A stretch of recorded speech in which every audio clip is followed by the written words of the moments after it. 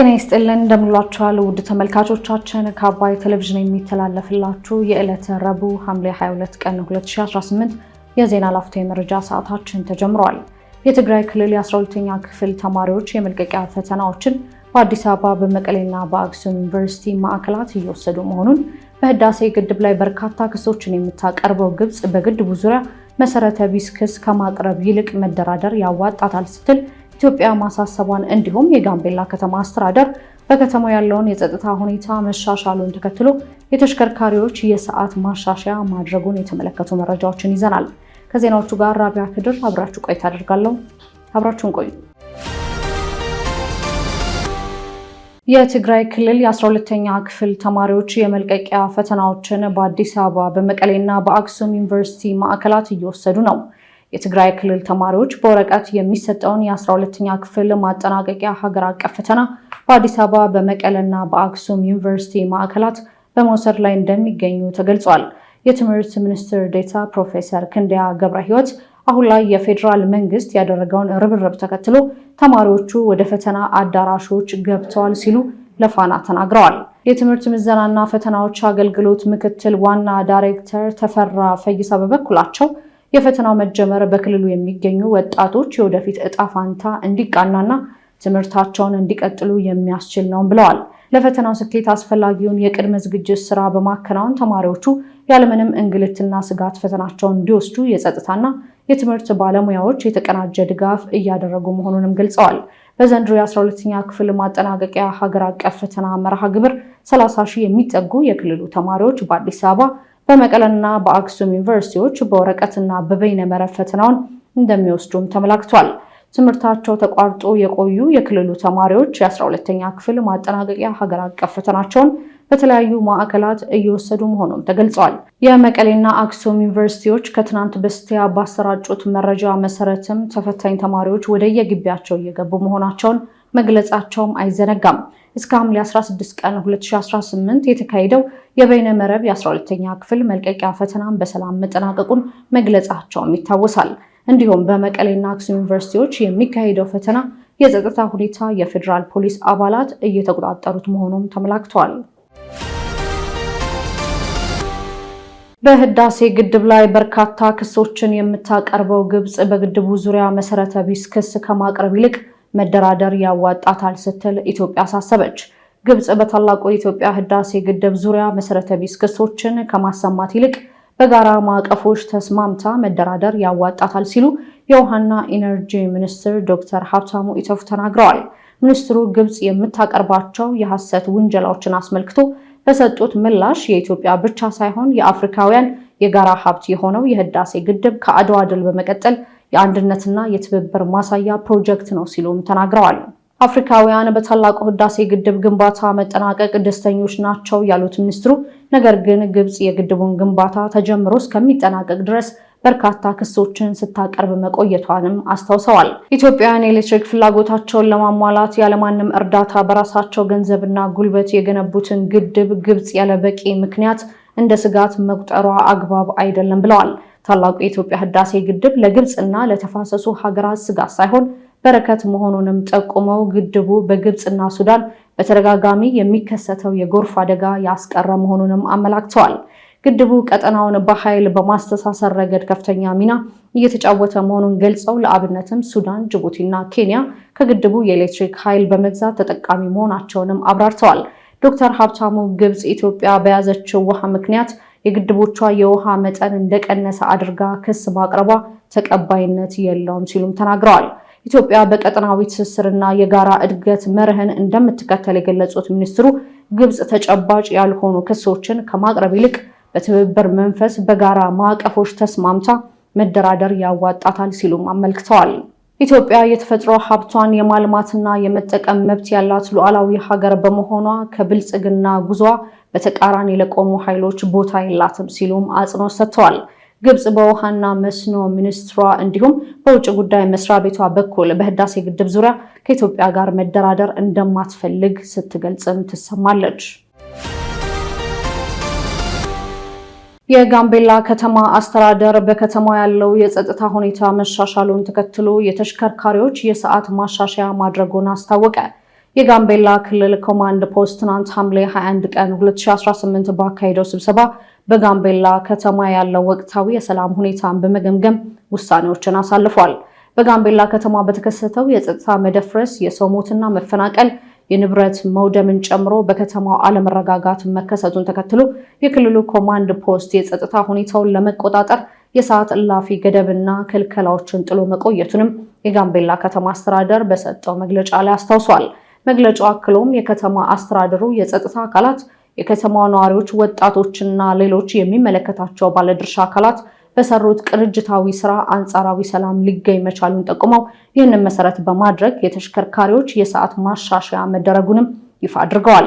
በዚህም ባለ 3 እግር ተሽከርካሪዎች ወይም ባጃጅ እስከ ምሽት 2 ሰዓት ብቻ የነበረው እስከ 3 ሰዓት ድረስ እንዲሁም መኪኖች እስከ ምሽት 3 ሰዓት ድረስ ብቻ የነበረው እስከ 4 ሰዓት ድረስ አገልግሎት መስጠት እንደሚችሉ መወሰኑም ተገልጿል።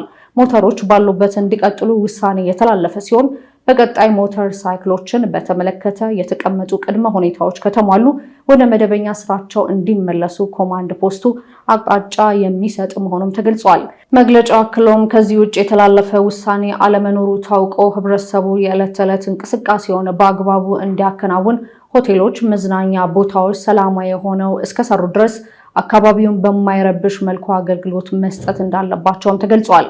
በከተማዋ ዘላቂ ሰላም እንዲሰፍን የከተማዋ ነዋሪዎችና ባለድርሻ አካላት በቅንጅት እንዲሰሩ ከተማ አስተዳደሩ ጥሪ ያቀረበ ሲሆን ተፈናቃዮችን በተመለከተ ወደ ቀያቸው እንዲመለሱ ከተማ አስተዳደሩ በትኩረት እየሰራ እንደሚገኝም ገልጿል።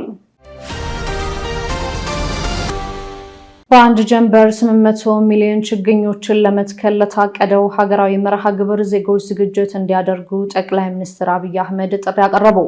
ጠቅላይ ሚኒስትር አብይ አህመድ በአንድ ጀንበር 800 ሚሊዮን ችግኞችን በመትከል አዲስ ታሪክ ለመስራት ለታቀደው ሀገራዊ መርሃ ግብር 5 ቀናት ብቻ መቅረታቸውን በመጠቆም መላው ኢትዮጵያውያን አስፈላጊውን ዝግጅት እንዲያደርግ ጥሪ አቅርበዋል። ጠቅላይ ሚኒስትር አብይ አህመድ በማህበራዊ ትስስር ገጻቸው ባስተላለፉት መልእክት የኢትዮጵያን ክንድ ተባብሮ በአንድነት ለሚዘገበው ታሪካዊ ድል እውን መሆን ዜጎች በቁርጠኝነት ሊነሱ እንደሚገባ አሳስበዋል። ከ2011 ጀምሮ በሀገር አቀፍ ደረጃ እየተከናወነ የሚገኘው የአረንጓዴ አሻራ መርሃ ግብር የአየር ንብረት ለውጥን ከመቋቋም ጀምሮ በሁሉም ዘርፎች ውጤት እያስገኘ ነው የተባለ ሲሆን በአሁኑ ወቅት የዓለም ተግዳሮቶች እየሆነ የመጣው የአየር ንብረት መዛባት ኢትዮጵያ በአረንጓዴ አሻራ መርሃ ግብር ለመቅረፍ እየሰራች መሆኑም ተገልጿል። መርሃ ግብሩ የደን ሽፋን በከፍተኛ ሁኔታ እንዲያድግ ያደረገና ይህንን ስኬት አጠናክሮ ለማስቀጠል መላው ሕዝብ በችግኝ ተከላ እንዲሁም መንከባከብ መርሃ ግብር ላይ በነቃ ሁኔታ በመሳተፍ የዜግነት ኃላፊነቱን እየተወጣ መሆኑም ተጠቁሟል። የአረንጓዴ አሻራ መርሃ ግብር ባለፉት ዓመታት መተግበር የምግብ ዋስትናን ለማረጋገጥ የሚደረገው ጥረት የአየር ንብረት ለውጥ ተግዳሮቶችን ለመቋቋም እንዲሁም የውሃ ሀብት አቅም እንዲጎለብት አድርጓልም ተብሏል።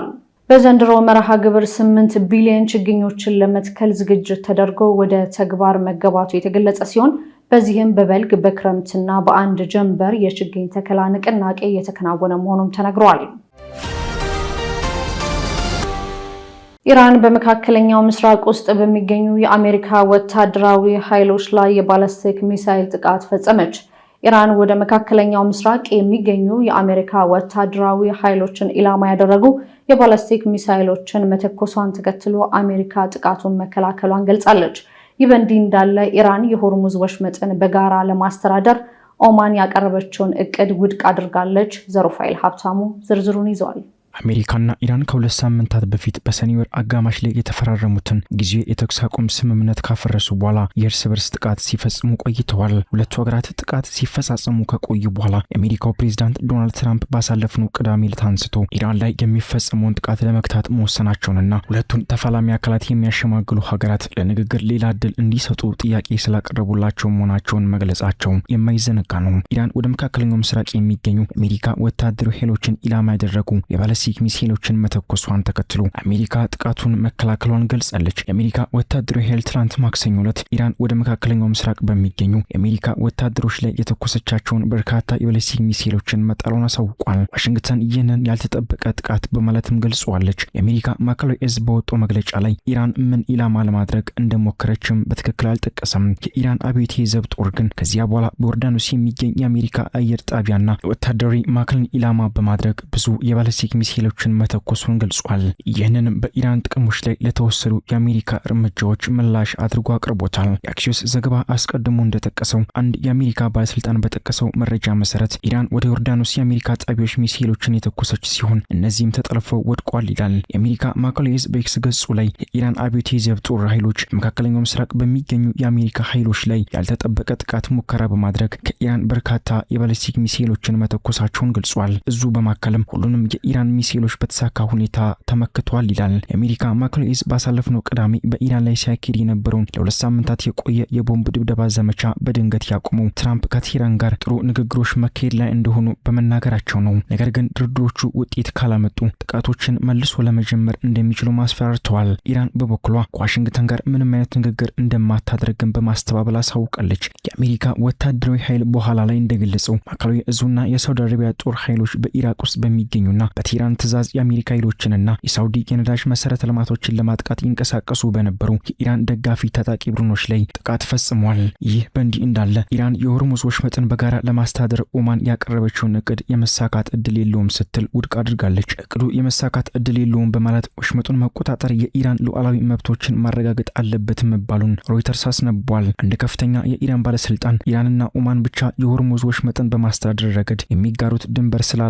የመወሰን መብት እንዳላቸው በመጥቀስ ሌሎች የቀጠናው ሀገራት ሚናን ውድቅ አድርገዋል። ባለስልጣኑ አሜሪካና ሳውዲ አረቢያ በወሽመጡ ላይ ያላቸውን ከእውነታ የተቃረነ እቅዳቸውን ለማስፈጸም ኦማን ላይ ጫና እያደረጉ ነው ማለታቸውን ዘገባው አክሏል። የተወደዳችሁ ተመልካቾቻችን ስትከታተሉት የነበረው የዕለቱ የዜና ላፍታ የመረጃ ሰዓታችን ይህንን ይመስል ነበር። አብራችሁን ስለነበራችሁ ከልብ እያመሰገንን በያላችሁበት መልካም ቀን